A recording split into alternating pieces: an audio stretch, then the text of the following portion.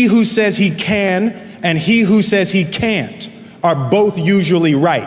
Difference between depression and joy. It's purpose. That kind of purpose, that to live in service, not to you, but to live in service to humanity, to live in service to your family, to live in service to your church, to your city, to your country, to the world. Living in service, that is the purest form of joy. To get something you never had, you have to do something you never did.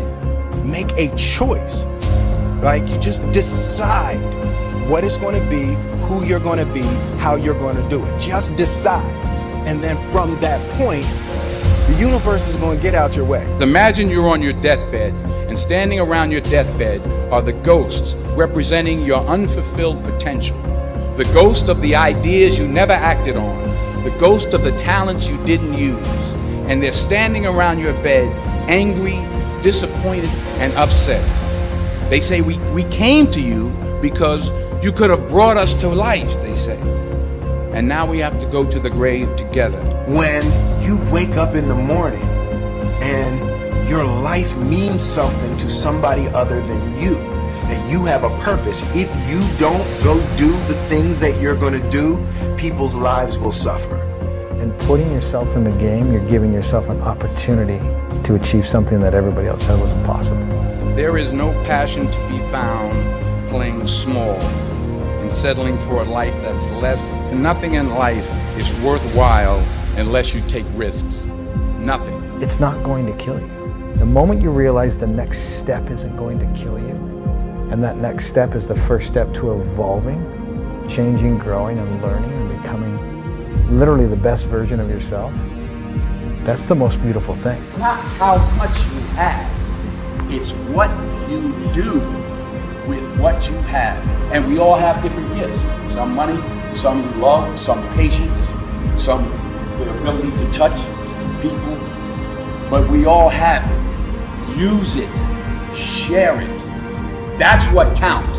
The constant commitment to putting something in the world of value. As long as you can stay focused on delivering your art and delivering yourself and delivering your energy and delivering your ideas for the world to be better. The secret to success is doing a lot of little things consistently over a long period of time. The moment of every single day has a massive impact on where you ultimately end up. The way to improve lives is to continually improve yourself. Good people have to get out of the bed every day and try to empty the ocean with a soup spoon, as the mentality of how you wake up every day to try to do good in the world. You really got to focus with all of your fiber and all of your heart and all of your creativity. Dreams without goals are just dreams, and they ultimately fuel disappointment. Goals on the road to achievement cannot be achieved without discipline and consistency. What if I told you this was the last Monday morning of your life? What if I told you you die this week? Would you complain about your crap job or that test you don't want to take? I doubt it. You would go much higher level thinking. Well, that's really what it takes. It takes understanding that if you're not pumped right now, if you're begrudging what you're about to do, if you're not looking forward to it, look, I respect practicality.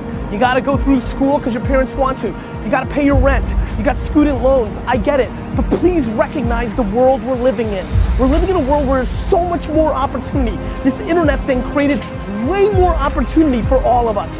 Way more. I mean, look, you might not even be alive. Like, your mom and dad could have had sex like 3 minutes later and you wouldn't even exist. And you're complaining. You could have ended up being a bus, a tree. I just don't get the mentality of being head down sad on a Monday morning. I'm gonna make Monday morning I'm gonna make you Saturday Monday morning. That's what I wanna do every morning. That's what I want from you. Please, take a step back and think about how awesome it actually is. And then recognize that you can attack the world in a totally different way because you were lucky enough to be born during this era. Take full ownership for everything, and then everything gets easy, because then you're in control. The separation of talent and skill is one of the greatest misunderstood concepts for people who are trying to excel, who have dreams and want to do things. Talent you have naturally. Skill is only developed by hours and hours and hours of beating on your craft. There's no easy way around it. No matter how talented you are, your talent is going to fail you if you're not skilled. You know, if you don't study, if you don't work really hard and dedicate yourself to being better every single day. Learn how to love to lose. We all have losses. And so I like losses. I love adversity. I like the climb. I like the chip on my shoulder. I like when people are like, oh, I knew it. He's not that good. I like adversity. Do you have the guts to fail? You will fail at some point in your life. Accept it. You will lose. You will embarrass yourself. You will suck at something. Embrace it because it's inevitable. You hang around the barbershop long enough, sooner or later you're going to get a haircut. Every failed experiment is one step closer to success. Thomas Edison conducted 1,000 failed experiments because the 1,001st was the light bulb. Everything up to the stepping out, there's actually no reason to be scared. It only just ruins your day. You don't have to jump. And then in that moment, all of a sudden, where you should be terrified is the most blissful experience of your life. And God placed the best things in life on the other side of terror.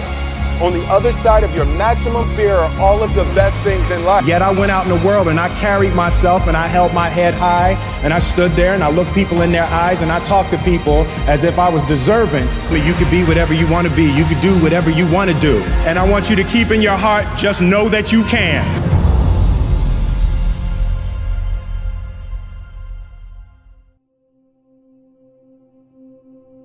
Your behavior is what's going to change you.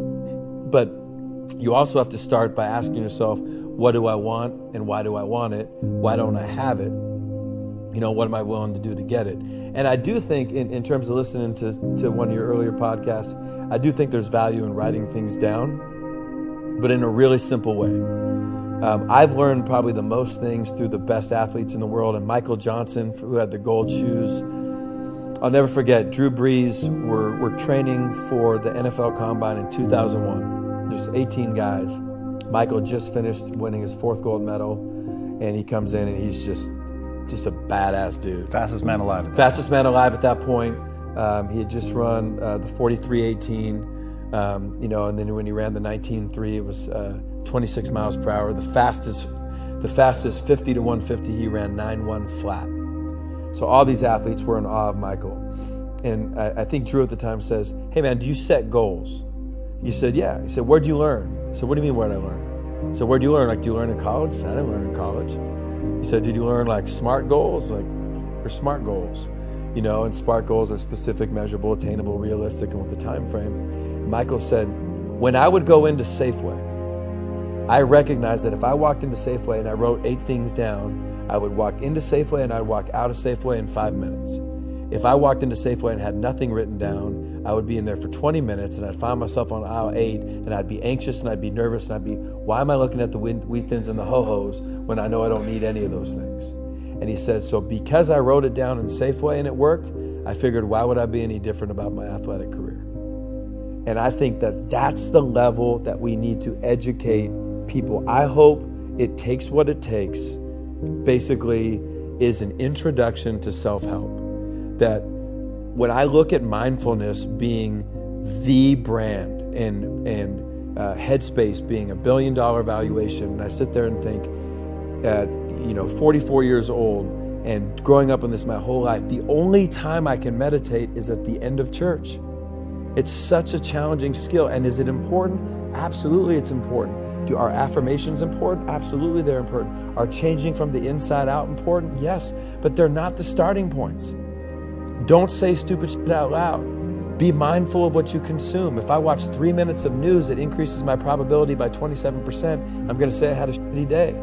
See, do you agree with me that our lives today as a generation of people has become far more comfortable and far more convenient simply because of our understanding of science and our exploitation of that knowledge as technology? Yes, definitely. We are the most comfortable generation ever in the history of humanity, no question about it, isn't it? Yes. We are super empowered because of this science and technology. as there is a science and technology for our external well-being, there is a whole science and technology for inner well-being. Unfortunately, most cultures have ignored this and thinking that if we make all the external arrangements well, everything will be okay. United States of America is a huge statement that this is not how it works. The most affluent country on the planet, 70% of the population are supposed to be on prescription medication. Wow. What's the best way for people to interact with you? They don't have to interact with me because… To learn from you, maybe.